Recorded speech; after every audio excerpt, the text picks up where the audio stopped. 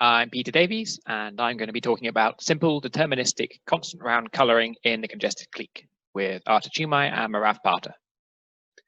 So the congested clique, this is a model primarily for distributed graph algorithms.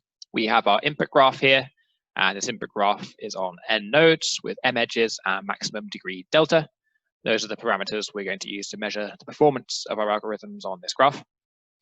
And the computation for solving the graph problems that we look at is done on the nodes of the input graph. Okay, so each node does computation locally, and we're going to have some communication between the other nodes in the graph. Now, the communication, and this is what separates congested clique from fully distributed models like congest and like the local model. Communication is not done over the edges of the input graph. Instead, it's over the n-node clique, which means that any node can communicate directly with any other node. And this is meant to model overlay networks in practice where you have some mechanism built on top of your network that allows all-to-all communication. And we proceed then in synchronous rounds in which we do some computation on each node, and then we have a communication stage where we send messages between each of the nodes. And in the communication rounds, we are allowed to send O of log n bit messages. We'll call that a word to each other node. And that means we can send, for example, the identifier of a node in the graph or of an edge, but not much more than that. Okay, so that's the model, and this main restriction is this bound on the size of the messages we can send. Our goal is to solve graph problems then on this input graph in as few rounds as possible. Now, there's been some prior results on congested clique showing that to an extent you can circumvent this bound on the message size. In particular, Lenzen's routing from 2013 says essentially that if a node is sending in total n messages worth of information and is receiving n messages worth of information, then you can route those via other nodes to get them all to the right place, even if you wanted to send more than one message amount of information to a single node. So as long as the total amount of information you're sending is okay, then you can route it all to overcome this quite stringent restriction on the amount that can be sent over any one edge. And what that effectively means is that if we wanted to, for example, when we kicked off our congested clique algorithm, two different nodes could decide, actually, I don't want to do the computation for this node. I'm going to swap my input completely with the input for this other node over the other side of the graph. And these two nodes can swap their inputs and do the computation for each other's nodes in the input graph. So that means that the congested clique model isn't actually really distributed computing. It pretends to be distributed computing to sneak into PODC, but really it's actually parallel computing.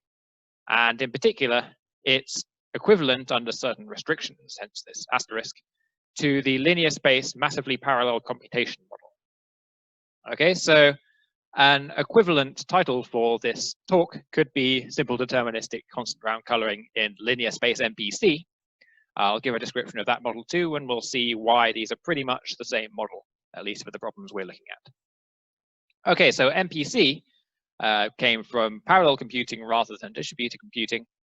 So you think of it like this: we start off with the same input graph, but now we don't do computation on nodes of the graph, we do them on completely unrelated machines. And these machines have some space bound. That's the main restriction for MPC. That's what makes the model hard. I said that congested clique is under restrictions equivalent to linear space MPC. And that means that this space bound S is linear in the number of nodes in the graph in N. Note that doesn't mean it's linear in the input size. The input graph can be of up to size M, which is N squared. Otherwise, this model would be trivial. We just put the entire input graph onto a single machine and solve it locally, whatever problem we wanted to solve. But linear in the number of nodes space on a machine means that we can, for example, store a list of all the nodes. We can store the neighborhood of any particular node, but we can't store all the edges on the graph. And that's what means we have to actually do this parallel computation to solve graph problems efficiently. Okay, so we have this input graph and it's no longer associated with the machines on which computation is done. It's no longer distributed according to machines being responsible for a particular node in the input graph. Instead, it's just partitioned arbitrarily to begin with, as long as we obey this space bound on each machine. So these machines arbitrarily get part of the graph to begin with, and then we have communication rounds where they first do some computation, and then they do some communication. Again, they can communicate with any other machine, and then we do some more computation, and then we proceed again in synchronous communication rounds. The restriction now on how we can communicate here is just that machines can send at most S information and receive at most S information in total, where S is their space bound, which makes sense because even if they did receive more than S information, they couldn't store it to do anything with it. So now there's no restriction on how much you can send along to a single particular machine along a single edge, other than that there's this total space bound, which is linear in n. But that's effectively equivalent to congested clique because Lenzon's routing says exactly that. We can, as long as our total space we're sending and receiving a total amount of information is bounded, we can get around the fact that the amount we send along any edge is bounded by routing it to different machines. So up to a constant factor and up to some other space restrictions and restrictions on algorithms, which I'm not going to mention because they will always apply to all the algorithms and results I'll present here. These two restrictions are actually equivalent. And again, our goal then is to just solve our graph problem in the minimum number of communication rounds. So the problem we're looking at is delta plus 1 coloring. This is a very classical problem, so I'll only have a brief description here. We have our input graph, and on our input graph, so this input graph, for example, has maximum degree delta of 3. And on our input graph, each node also has a palette. Now, for the delta plus 1 coloring palette problem, these palettes are the same. Our algorithm actually also applies to the delta plus 1 list coloring problem, where these palettes can be different. But for simplicity, because not all of the results I'm going to present, the prior work, extends to delta plus 1 list coloring, I'll just state everything for delta plus 1 coloring. So we have palettes on each node of size delta plus 1. So here delta was 3, so our palettes are of size 4. And the goal is to get each node to choose a color from its palette in such a way that no two adjacent nodes choose the same color. So a proper coloring. Here's an example of a proper coloring on this input graph. Now you might notice that we don't use the color purple here at all. And actually there's Brooks' theorem, a classic theorem, which says that as long as your input graph isn't a clique or an odd cycle, you can actually do delta coloring. You can color in using as many colors as the maximum degree. So why do we look at delta plus 1 coloring? Well, because delta plus 1 coloring is amenable to parallel and distributed computing, because there's a greedy algorithm for delta plus 1 coloring, which means that if you've done a partial coloring, so everything is a proper coloring so far, but you've only colored, say, half the graph, then if you look at any remaining node that's uncolored, it still can pick colors. You can still extend this partial coloring to a complete coloring of the whole graph without changing any of the colors that you've fixed so far. And the same is not true of delta coloring. You can get to a point where you're stuck and you know that you can delta color the graph if you're promised that it's not a clique or an odd cycle. But to do so, you would have to change some of the colors you already fixed. And that makes it much harder to do in parallel distributed computing, particularly because in some cases you might need to look at a very far away node to change its color before you can color yourself. So delta plus 1 coloring is the benchmark coloring problem for parallel distributed computing. It's also a benchmark problem for derandomization techniques, which is what we're going to be doing here as well. So all in all, it's a classic problem.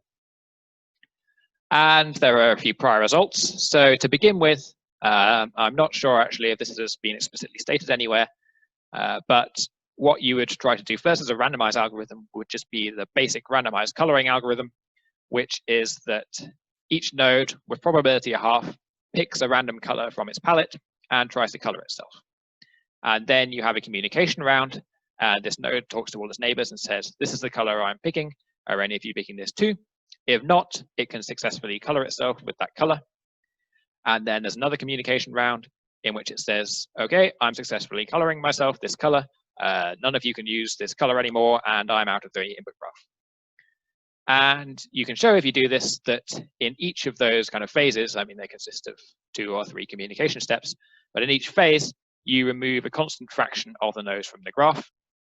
And that means that if you run this for log delta phases, then after that, the size of your remaining graph is less than n. And by size, again, I mean number of edges. So you can fit the whole graph onto a single machine and solve it locally. Okay, so that's the basic randomized algorithm. So that's kind of the starting point, log delta. That's what you're trying to beat randomized. And Merav actually in 2018 de-randomized something very similar to this. But at the same time, there was exciting research going on in distributed computing, in particular in the local model, on coloring algorithms that run faster than log delta. So in particular, there's this algorithm by Chang, Li, and Petty, which has a randomized component which takes log star delta, so much, much faster than log delta. And they run this randomized algorithm. And in the local model, what you then show is that after you've run this randomized algorithm for log star delta steps, your remaining graph shatters into parts of polylogarithmic size. And then you can run a deterministic algorithm to finish off those parts. But in Congested Clique and in linear space MPC, we don't actually need this deterministic part because what we can do is just say that after these randomized steps, we can show that the graph is small enough to fit onto a single machine, and then we just collect it and solve it locally. So really, this log star delta is the important part for Congested Clique and linear space MPC. And there were some successful attempts to turn this into a Congested Clique algorithm. The first was by Merav in 2018, actually the same paper as the deterministic algorithm, which did so at a log-log delta slowdown. And this was then improved by Artur and Su to just log star, and finally by Chang et al. To constant round. So they actually improved some parts of the Chang, Li, and Petty algorithm and replaced some of the other parts so that they got the running time down to just 1. Okay, so all of those faster sublogarithmic randomized algorithms were based on Chang, Li, and Petty's algorithm, but no fast deterministic algorithms came out of that. And the reason for that is that if we look at our usual derandomization toolkit, what we would usually be trying to do is say, okay, how do I turn a randomized algorithm into a deterministic algorithm? I first show that I don't need much randomness. And the most usual way to do this, there are a few other ways, is to show that the random choices in my algorithm, I don't need them to be fully independent. I just need a few of them to be independent at a time. So bounded independence here means that if I look at any, say, small constant amount of my random choices, I need them to be independent. But if I look at more than that, I don't care what happens. If I can show that that still makes my randomized algorithm work, then I can use, instead of full randomness for my choices, I can use a random function from a family of bounded independence hash functions. And these hash functions take far fewer bits to specify. So in effect, I'm showing that I don't need many random bits to get all the randomness I need for my algorithm. And if I can show that, I can then just look at all the possible strings of random bits and find one that works well, that I can find some measurable way of saying, yeah, that's a good random seed. I'll use that one as my randomness for this round. And you could do this by brute force, but it would be kind of slow still, even if you use bounded independence hash functions. But there's the method of conditional expectations. Basically, what it does is allow you to fix more than one bit of your random seed deterministically at a time. Exactly how many you can fix depends on what model you're in. So it allows you to efficiently fix deterministically a random seed as long as you start with a reasonably small pool of possible random seeds. So those are the two stages of a standard derandomization approach. But the problem for trying to derandomize something like Chang, Li, and Petty's algorithm, or the variants that we used for sublogarithmic congested clique coloring algorithms, are that their algorithm inherently uses a high independence, as in fact do all the sublogarithmic distributed coloring algorithms, which are basically Chang, Li, and Petty's algorithm, and Harris, Schneider, and Su's, which they built upon an earlier algorithm, which is also sublogarithmic. And both these algorithms, there are stages in the analysis which use the fact that all your random choices, or at least most of your random choices, are independent from each other. Chang-Lee and Petty's algorithm in particular is pretty involved, and it's not at all clear that you can really do any of these deterministic, these de-randomization techniques to make it deterministic. So that's the problem. So what do we do to get around this? Well, we didn't really get around this. We said, okay, we're not going to bother trying to de-randomize Chang-Lee and Petty's algorithm. Instead, we're just going to design a new randomized algorithm to de-randomize, which is much more amenable because it only needs bounded independence. And the algorithm, actually, we like this algorithm because we also think it's a much simpler algorithm as a randomized algorithm. So I'll present the whole algorithm on this slide. We have our input graph here, and what we do is we partition the nodes into buckets. So we just randomly map each node into one of these buckets. The number is delta to the 0.1 in the calculations we did, but really some small polynomial in delta is all it needs to be. And then we're just going to be solving the graphs induced by the nodes we put into each bucket separately. They also need to know what colors they're using, so we also randomly partition the colors into the buckets. Now, we need, when we're doing this, that nodes still have enough colors to color themselves. So in particular, they need a higher number of colors put into their bucket than their degree in the bucket. And if we put the colors into all of the buckets, that's not going to happen because you'll get some kind of error when you're randomly partitioning. So what we instead do is don't put colors into one of the buckets, put the colors into all of the other buckets, and that raises the number of expected colors that you'll get into your bucket enough that most nodes now get enough colors to color themselves, enough colors to run the greedy algorithm. And what do we do with the ones that don't? I said most, not all. We put them into a separate pile of leftovers to do something special with later. Okay, so after we've taken these nodes out that didn't get enough colors, or in the case of the bucket that didn't receive colors, we still care about their degrees. So even nodes put into this gray bucket here, if their degree in the bucket was too high, they also get put into leftovers. We take all of those out, and everything remaining in the buckets is well behaved. Okay, what do we do then?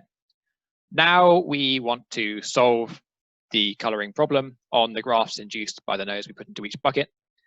And we can do this separately because we also partition the colors, which means that now two buckets here have completely separate color palettes, and the choices we make when coloring one of the buckets have no effect. They're not going to cause any problems for any of the other buckets, which means that we can solve these problems in parallel, or if you're still thinking in congested clique mode, we can collect these onto different nodes of the graph and solve them on different nodes of the graph without having to solve any problems, reconcile any issues afterwards. And the way we solve them is just to recursively run the algorithm on them. But we've reduced the degrees in these buckets, so that's kind of a progress measure. We recursively run on this graph, but the graph is smaller, it has reduced degree, so we're going to finish eventually. So we do that, and then we have still the gray bucket and the leftovers to color. So what do? Well, the gray bucket, we didn't give it colors before in our partitioning stage. So nodes to begin with, they just have the palette that they had before. We haven't produced their palettes at all. But now we've colored all these buckets that did get colors. So these nodes in the gray bucket now talk to their neighbors and say, have you used any of these colors? The neighbors tell them which colors they've used. They remove those from their palettes. Because we're doing delta plus 1 coloring here, and a node is only removed if it's used by a neighbor, we still always have enough colors here because you only have at most delta neighbors and you have delta plus 1 colors. So you can never have too many colors removed from you. You'll always have enough colors. So nodes just update their palettes in this way. And then we recursively run the algorithm on the graph induced by this bucket. And again, because this bucket was generated by randomly partitioning the nodes, we've reduced the degree here. So we've made some progress. So this procedure is going to end eventually. Okay, so we've still got the leftovers to do. And to do those, we just, again, update the palettes. All the neighbors that have now been colored say, I've been colored with this color, it's now out of bounds. The nodes and the leftovers update their palettes accordingly. We could recursively run on the leftovers, but actually we can show that the graph induced by the leftovers is always small. It always contains no more than n edges, obviously no more than n nodes. So it can be collected onto a single machine and solved locally. We don't need to recursively run on that. So that's all that we do. Okay, that's the whole algorithm. How do we analyze it? Well, as I said, we first show that the leftover graph is always small, so we can collect that and solve that no problem in constant rounds. Then we need to show that we don't do too many recursive calls. So we show that after a constant number of recursive calls, the size of the graph we end up putting in each bucket is less than n. That means, again, we don't need to carry on doing recursive calls on that. We can just collect it onto a single machine and solve it locally. So the depth of our recursion tree, the number of successive recursive calls on the same part of the graph we make, is no more than 9. At each stage in our recursion, we're splitting into 2 different recursive calls. I mean, actually, we're splitting into a lot of buckets, but most of the buckets are solved concurrently. So we have a recursive tree on which each recursive call makes 2 more recursive calls, but the depth is constant, and that means the whole size of this recursion tree is also constant, right? And when we're actually solving instances, so the leaves of the tree and also the leftovers, they get solved just by collecting them onto single machines and solving them locally in constant rounds. So it's a constant size recursion tree. All of the final instances are solved in constant rounds. That means the whole algorithm is constant round. So we show that actually all the analysis we did holds even if our random choices are only constant-wise independent for some sufficiently high constant.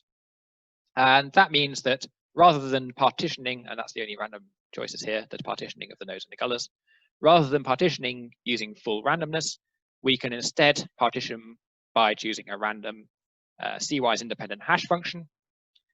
And that's much smaller. It can be specified by only log n bits. And also it means that we can efficiently de-randomize completely, get rid of this randomness by choosing the random seed of only log n bits, using the method of conditional expectations. And in this setting, in Congested Clique or linear space MPC, or in fact even low space MPC, the method of conditional expectations can be implemented so that you fix order of log n bits of the seed at once. And that means, because our seeds are only order of log n bits long, that we can run this whole method of conditional expectations in only constant rounds to fix a random seed. Okay, and that means that we remove the randomness at only a constant round overhead. The algorithm was constant round to begin with, so the deterministic algorithm is only constant rounds. Okay, so that's the algorithm. What does it give us in terms of the complexity landscape? Well, the only space left on this chart, obviously, was the deterministic algorithms, and we get a constant round deterministic algorithm. So matching the randomized algorithm and essentially settling the complexity of this problem, because you can't really do better than constant rounds. As I mentioned, this also works for list coloring, delta plus 1 list coloring. We can also solve in constant rounds using the same algorithm. So that's our result here. Where are the future research directions? Well, so we're interested in trying to get sublogarithmic deterministic algorithms. That was our main goal here. So there are 2 questions remaining in that direction. Firstly, can we do deterministic coloring sublogarithmically in a more restrictive model? So the low space MPC model. The model is actually the same as I talked about earlier on in this talk, except that the space bound S is now not linear in the number of nodes, it's some smaller polynomial. So say n to the delta or n to the epsilon for some small constant epsilon. And this is a harder model. We don't expect that you can get constant round algorithms in low space MPC. There are conditional lower bounds saying that you probably can't. But at least we should hope that we can get sublogarithmic round algorithms. We do have an algorithm in this paper for the low space MPC model, but it takes log delta plus log n rounds, which we're not too happy with. We think you should be able to get something sublogarithmic in both n and delta. And secondly, there aren't still many problems, many non-trivial problems, for which you can get constant round algorithms deterministically in the Congested Clique or in linear space MPC. There is a recent algorithm for minimum spanning tree by Krzysztof Nowicki, which achieves constant rounds deterministically. But other than that, most problems still have logarithmic running times. So again, we can look at whether we can beat logarithmic running times for maximal independent set or maximal matching or other problems, but those are 2 of the most classic problems for local and distributed models. Okay, so that's all I wanted to talk about. Thanks for watching, and hopefully I'll see you at the live session.